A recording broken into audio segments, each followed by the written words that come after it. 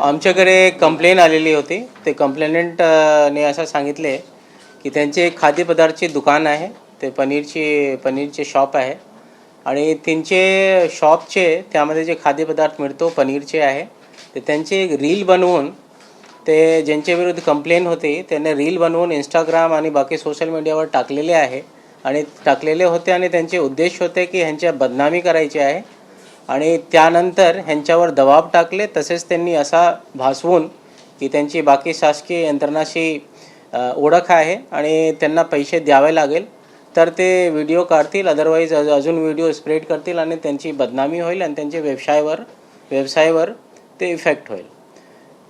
त्यानंतर त्यांनी गुगल पेवर पैसे ट्रान्सफर केले त्यांना आणि त्यानंतर अजून त्यांच्याकडे पैशाची मागणी केलेले होते आणि त्यानंतर आमची टीमने ते सापळा रचून आणि त्यांना तिथे रेड हँडेड पकडले आणि त्यानंतर हा गुन्हा दाखल केलेले आहे. आणि त्यांचे जे आहे एक सोशल मीडियावर एक न्यूज पोर्टल आहे आणि त्यावर ते पूर्वीचे व्हिडिओज पण आहे जे त्यांनी टाकलेले होते ह्यांच्यावर दबाव टाकण्यासाठी आणि अजून हामध्ये पाहिजे आरोपी आहे आणि पुढील इन्व्हेस्टिगेशन युनिट 5 करीत आहेत. सर कोणतं सोशल मीडिया अकाउंट आहे आणि अटक आरोपी कोण आहे, नाव काय? अटक आरोपी आहे ते इंस्टाग्रामवर त्यांचे ते पोर्टल आहे, जवळपास 10,000 पेक्षा जास्त फॉलोअर्स आहे त्यावर आणि त्यावर त्यांनी ते व्हिडिओ टाकलेले होते. नाव काय आहे आरोपीचे नाव देतो. सर यांनी किती खंडणीची मागणी केली होती आणि ऑनलाईन किती घेतले होते, बाकी किती मागणी? ऑनलाईन त्यांनी जवळपास 50,000 घेतलेले होते आणि अजून त्यांनी जवळपास 2 लाखचे मागणी केलेली होती. सर याच्यामध्ये काही जाहिरातबाजीचं वगैरे पण काही उल्लेख आलेला का की यांनी जाहिरात म्हणून त्यांनी काही त्यांचं रील्स तयार केलेल्या आणि नंतर त्याला काही जाहिरातीचे बिल्स पण दिले होते, असं काही आहे का त्याच्यामध्ये? नाही, त्यांचे असं होते की ते जे आरोपी आहे त्यांनी सांगितले की ते परत व्हिडिओ टाकणार, त्याच्यावर लाईक्स वगैरे येतात, येतात. तर त्यांची तसा व्हिडिओ टाकले तर त्यावर जे काही पर लाईक्स वगैरे जे पैसे येतात ते त्यांना पे करावे लागेल, ते त्यांच्यावर बर्डन येईल असं त्यांनी धमकावण्यासाठी त्यांना सांगितले होते. काही बिलांचं वगैरे पण सॉरी जाहिरातीचं बिल वगैरे असं काही त्यांनी दिलं होतं? तसं त्यांनी तसा पण त्यांचे असा होते की जाहिरात वगैरे तसा ते बेसिकली इन्फ्लुएन्सरच्या पण काम करतात, रील्स वगैरे बनवतात, तर तसा पण त्यांनी प्रलोभन दिलेले होते. रील स्टार्स आहेत की पत्रकार आहेत? कारण ज्या पद्धतीने आपण सांगताय की सोशल मीडियावरती काही बातम्या पण आलेल्या आहेत, म्हणजे हे कोण आहेत? रील स्टार आहे की पत्रकार आहेत? ते बेसिकली तुम्ही रील्स बनवणारे रील स्टार सांगू शकतो, कारण ते न्यूज पोर्टल आहे, रजिस्ट्रेशन आहे नाही आहे त्याच्या पुढच्या आम्ही खात्री करतो, पण ते इंस्टाग्रामवर त्यांचे अकाउंट आहे. इंस्टाग्रामवर सर काय नावाने अकाउंट आहे? इंस्टाग्रामवर त्यांचे आफ्टरनून टाइम्स नावाचे. सर याच्यापूर्वी पण काही लोकांबरोबर असं त्यांनी केलं होतं? तर असा तो पण आमचे इन्व्हेस्टिगेशनचे पार्ट आहे आणि पुढच्या तपासामध्ये ते निष्पन्न होईल. सर ह्या दुकानावर रेड झाली होती, FDAची इन्स्पेक्ट केले होते का पोलिसांनी? FDA पूर्वी ते त्यांचे कंप्लेनचे बेसिसवर.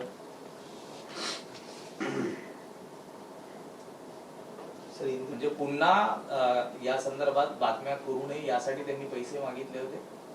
हां, त्याचसाठी मागितले होते की आम्ही केलेले आहे आणि परत पैसे नाही दिले तुम्ही तर आम्ही अजून व्हिडिओ बनवून आणि हा पण स्प्रेड करणार ज्यांच्यामुळे तुमच्या व्यवसायावर असर होईल. सर आरोपीचं बॅकग्राऊंड काय आहे, काय करतात ते? आरोपी जे आहे रील्स बनवतात आणि ऑनलाईन त्यांचे इंस्टाग्राम वगैरेवर अकाउंट आहे, त्यावर रील्स वगैरे टाकतात. पूर्वीचं काय केस वगैरे काय?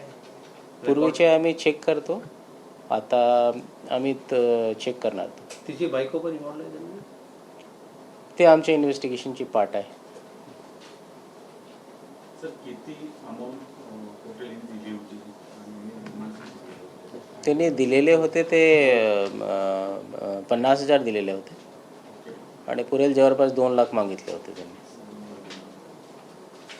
म्हणजे 2.5 लाखांनी खंडणी मागितली होती.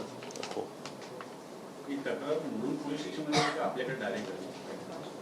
ते आमच्याकडे तक्रार आलेली होती आणि त्याप्रमाणे आम्ही आवर काम. पण त्यांनी ऑनलाईन पैसे ऍक्सेप्ट केलेले 50,000. माहित होतं ऑनलाईन तर ते क्रिमिनलची तसं जास्त स्मार्ट. आणि सर यांनी गव्हर्नमेंट एम्प्लॉई आहे, ऑफिसर आहे? नाही, गव्हर्नमेंट एम्प्लॉई नाही आहे, पण ते असा दाखवत होते की आमची बाकी जे शासकीय यंत्रणा आहे त्यांच्याशी ओळख आहे आणि ते नुकसान करू शकतो किंवा असं भासवून ते खंडणीची त्यांनी मागणी केलेली होती आणि त्यांना धमकवले होते. एफडीएचे काही लोकांच्या संपर्कात होते का आरोपीच्या, काही अधिकारी वगैरे काही कर्मचारी आरोपीबद्दल विचारतात. आरोपीच्या संपर्कात होते, कॉन्टॅक्ट कॉन्टॅक्ट नाही, तो आता असं काही नाही आहे. म्हणजे याच्यापूर्वी रेड केली, याच्या सांगण्यावरून रेड केली, ज्या अधिकाऱ्यांच्या संदर्भात आपली ओळख आहे असं ते भासवत होते किंवा सांगत होते, खरंच त्या अधिकाऱ्यांशी काय संपर्क? ते जनरली सांगत होते तो की आम्ही बाकी शासकीय यंत्रणामध्ये पण आम्ही ओळखतो सगळ्यांना. म्हणजे ते एफडीए ज्या कारवाया चालू आहेत त्या अनुषंगाने भीती घालून पैसे कमवायला काम थोडक्यात असं मी सांगू शकत नाही, पण कारण एफडीएच्या ट्रेंड सुरू आहे. एफडीएच्या कारवाया मोठ्या प्रमाणात सुरू आहेत. तुकाराम मुंडे जे ठिकठिकाणी कारवाया करत आहेत त्याच आधारावरती म्हणजे या संदर्भात दुकानदारांना घुसवण्याचा प्रयत्न आहे का? नाही, आमच्याकडे ते जसं कंप्लेन आली तसा बेसिसवर आम्ही कारवाई केलेली आहे. सर एक बार ये पूरा मामला हिंदी में बताइए। विष्णू ते व्हायला का? ट्रांसफर देता हूँ जी sir. Ready sir. Crime branch के पास एक कंप्लेन आई थी. एक पनीर की दुकान है, उसमें बाकी खाद्य पदार्थ रिलेटेड दुकान है. तो उनसे इस बेसिस पर कि उसका एक वीडियो बनाया है जिसमें उस दुकान की बदनामी की जा रही है. उसमें ऐसा दिखाया जा रहा है कि उसके खाने में कुछ कीड़ा निकला है और वो रील इंस्टाग्राम पर डाल के इसको धमकाया गया कि अगर तुमने पैसे नहीं दिए तो हम इसको और फैलाएंगे और इससे तुम्हारे व्यवसाय पर असर पड़ सकता है. ये इसके दबाव में आकर जो कंप्लेनेंट है उसने 50,000 ऑनलाइन उसको ट्रांसफ़र किए और बाद में उससे करीब 2 लाख की और मांग की गई थी. इस कंप्लेन के बेसिस पे हमने आगे जब वो पैसे एक्सेप्ट कर रहा था 2 लाख, तब हमने इसको रंगे हाथ पकड़ा और उसमें आरोपी जो है, आरोपी के इंस्टाग्राम का एक अकाउंट है जिस पे एक न्यूज़ पोर्टल जैसा रील्स वगैरह डालता है.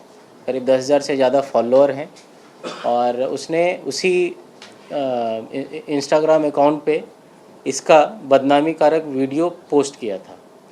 इस बेसिस पे आगे हमने एक्सटॉर्शन का, कॉन्स्पिरेसी का केस दाखिल किया है. आगे का इन्वेस्टिगेशन यूनिट 5 कर रही है और इसमें बाकी आरोपी भी इन्वॉल्व हैं कि नहीं, और जो अभी का आरोपी है इस पे बाकी कोई पुरानी कंप्लेन या फिर और भी इसने एक्सटॉर्शन का किया है, इस पे भी हमारी जांच चल रही है. सर इसके पहले भी और कई लोगों से किया उसने ऐसा कत्ल? पहले की कोई कंप्लेन रिकॉर्ड पर नहीं है, बट अभी हम आह्वान करते हैं कि अगर और कहीं ऐसा मामला हुआ है, किसी की कंप्लेन हुई है, तो आकर अभी कंप्लेन दे सकते हैं. टोटल कितने आरोपी हैं सर? टोटल 1 आरोपी है जो अरेस्ट हुआ है और बाकी हम इन्वेस्टिगेट कर रहे हैं कि और भी इसमें कौन इन्वॉल्व है.